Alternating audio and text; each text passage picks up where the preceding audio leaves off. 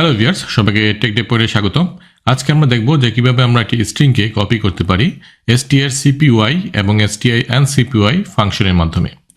strcpy ফাংশনটি দুটি parameter রয়েছে, একটি হচ্ছে ডেস্টিনেশন স্ট্রিং আর একটা হচ্ছে সোর্স স্ট্রিং। সাপোজ আমরা যদি এই সোর্স স্ট্রিংটাকে ডেস্টিনেশন স্ট্রিংয়ে কপি করতে চাই, তাহলে আমরা strcpy ফাংশনের মাধ্যমে সেটা করতে পারি। এখন আমরা দেখি যে strcpy ফাংশনটি কিভাবে কাজ করে। strcpy ফাংশনটি string.h এই হেডার ফাইলে ডিফাইন করা আছে। সো আমাদেরকে ফার্স্টে এই হেডার ফাইলটা ইনক্লুড করে নিতে হবে। তারপরে এখন আমরা প্রোগ্রাম লিখব। সো আমি ক্যারেক্টার টাইপের একটি অ্যারে ডিক্লেয়ার করি। সো আমাদের ফার্স্টে লিখলাম সোর্স এবং এটার সাইজ দিলাম আমরা 15 এবং এখানে আমরা অ্যাসাইন করলাম হ্যালো ওয়ার্ল্ড এই কথাটা। এখন আমরা ডিফাইন করব আরেকটি অ্যারে, সেটা হচ্ছে ডেস্টিনেশন অ্যারে। সো আমরা ডেস্টিনেশন নামে এই অ্যারেটি ডিক্লেয়ার করলাম, যেটার আমরা সাইজ রাখলাম 15। সো যেহেতু আমাদের সোর্সের সাইজ 15, সো আমরা সেম সাইজের আরেকটি ডেস্টিনেশন অ্যারে ডিক্লেয়ার করলাম। এখন আমরা এখন প্রিন্ট করব। আমাদের ফার্স্টে আমরা সোর্স স্ট্রিংটাকে প্রিন্ট করি। ওকে, এখন আমাদের strcpy এই ফাংশনের মাধ্যমে আমরা এখন ডেস্টিনেশন স্ট্রিংয়ে সোর্স স্ট্রিংকে কপি করব। সো ডেস্টিনেশন এবং হচ্ছে আমাদের সোর্স। তাহলে আমাদের কি দাঁড়ালো, আমাদের এই ডেস্টিনেশনে এখন সোর্সে যেটা ছিল সেই স্ট্রিংটা আমাদের চলে আসবে। সো আমরা যদি এটাকে প্রিন্ট করি,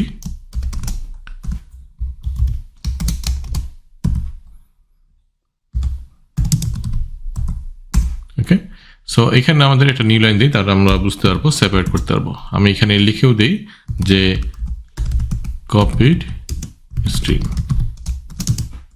ওকে, এখন আমরা যদি রান করি, তাহলে আমরা দেখতে পাচ্ছি যেখানে আমাদের হ্যালো ওয়ার্ল্ড এটা ছিল সোর্স স্ট্রিং, সেটাকে আমরা কপি স্ট্রিং করলাম হ্যালো ওয়ার্ল্ড। ওকে, তাহলে আমরা বুঝতে পারলাম যে strcpy ফাংশনটি কিভাবে কাজ করে। ওকে, এখন যদি আমরা এই ডেস্টিনেশন অ্যারেটা যদি সাইজটা আমরা 15 জায়গায় আমরা যদি সাপোজ 5 নেই, তাহলে আমাদের কি ঘটবে?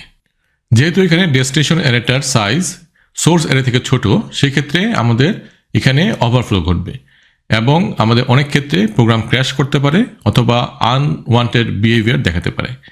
সো এখন যদি আমরা এটাকে ডিবাগ করি, জাস্ট এখানে আমরা ব্রেক পয়েন্ট দিলাম এবং আমরা এটাকে ডিবাগটা রান করলাম এবং যদি আমরা স্টেপ ইনটু দিই, তাহলে আমরা দেখতে পাচ্ছি যে এখানে ডেস্টিনেশনে কিন্তু হ্যালো এই কথাটা চলে আসছে এবং কোনো নাল ক্যারেক্টার নেই, এবং সোর্সে আমাদের কিন্তু হ্যালো এখানে কেটে গেছে এবং কিছু এলোমেলো এখানে ওয়ার্ড চলে আসছে।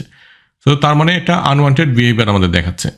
সো এই জন্য আমাদের খেয়াল রাখতে হবে যে ডেস্টিনেশন অ্যারেটা অবশ্যই সোর্স যে অ্যারে সেটা থেকে বড় হতে হবে অথবা সমান হতে হবে। ওকে, আর যদি আমরা ডেস্টিনেশন অ্যারেটাকে বড় নেই, তাহলে আমাদের কোনো প্রবলেম নেই, কারণ আমাদের সোর্স স্ট্রিংয়ের যে স্ট্রিংটা আমরা লিখেছি সেটা আমাদের ডেস্টিনেশন অ্যারেতে সুন্দরভাবে কপি হয়ে যাবে এবং নাল ক্যারেক্টার সহ। সো আমরা সঠিকভাবে আমাদের আউটপুট পাবো। সো এক্ষেত্রে কোনো আনওয়ান্টেড বিহেভিয়ার আমাদের আসবে না অথবা সিস্টেম কোনো ক্র্যাশ করবে না। ওকে, তাহলে আশা করি strcpy ফাংশনের কনসেপ্টটি আমরা বুঝতে পেরেছি। এখন আমরা বোঝার চেষ্টা করি যে strncpy ফাংশনটা কিভাবে কাজ করে। সো আমি এটাকে জাস্ট ইনএক্টিভ করে দিলাম এবং আমরা strncpy এই ফাংশনটাকে এখন আমরা ইউজ করব।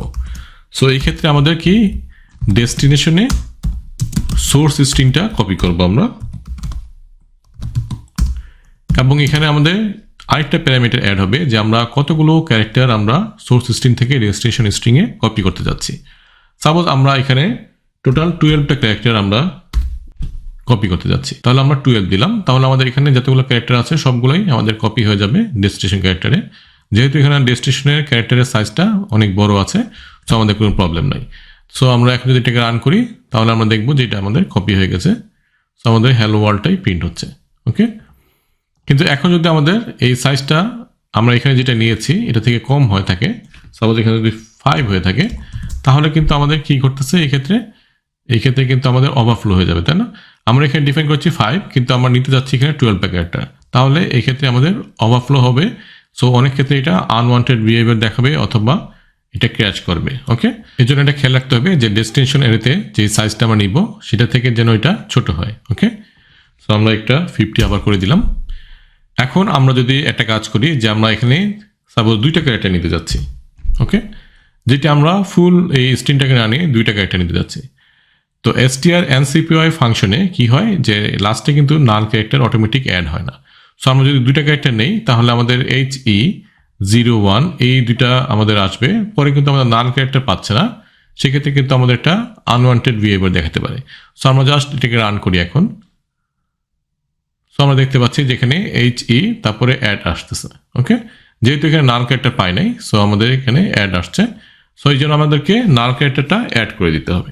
তাহলে আমাদের এখানে ডেস্টিনেশন আমাদের সেকেন্ড নাম্বার ক্যারেক্টার, অর্থাৎ আমাদের আসলে থার্ড নাম্বার ক্যারেক্টার এটা, যেহেতু আমাদের 0 থেকে স্ট্রিং শুরু হচ্ছে, ক্যারেক্টার শুরু হচ্ছে। সো আমাদেরকে থার্ড ক্যারেক্টারে আমরা জাস্ট নাল ক্যারেক্টারটা বসাই দিব। সো আমাদের 0 1 তারপরে, সো আমাদের এটা 0 তারপর হচ্ছে 1 এবং থার্ড নাম্বার লোকেশন হচ্ছে 2। সো সেখানে আমরা নাল ক্যারেক্টার বসাই দিব, তাহলে আমাদের আর এই এররটা আসবে না। ওকে, সো আমাদের এটা চলে গেল। ওকে, সো আমাদের অনেক কিছু আমরা এখানে ইম্পর্টেন্ট জিনিস বুঝতে পারলাম, যে আমাদের ফার্স্টে আমাদের খেয়াল রাখতে হবে যে সোর্স যে স্ট্রিংটা সেটা থেকে ডেস্টিনেশন স্ট্রিং সমান অথবা বড় হতে হবে। এবং আমরা যদি strcpy ফাংশন ইউজ করি তখন আমাদের খেয়াল রাখতে হবে যে ডেস্টিনেশন যে অ্যারেটা আমরা নিচ্ছি সেটা থেকে যেন এটা কম হয় এই সাইজটা, অর্থাৎ আমরা কতগুলো ক্যারেক্টার কপি করতে যাচ্ছি সেটা যেন আমাদের এই অ্যারেতে ফিট হয়। এবং লাস্ট যদি আমরা জাস্ট কয়েকটা ক্যারেক্টার আমরা নিতে যাচ্ছি সেক্ষেত্রে আমাদের strcpy এর পরে আমাদের লাস্টের যে ক্যারেক্টার থাকবে সেটা আমরা নাল করে দিব। সো আশা করি এই কনসেপ্টগুলো আপনাদের ক্লিয়ার হয়েছে। সো দেখা হবে নেক্সট ভিডিওতে। আজকের জন্য আল্লাহ হাফেজ।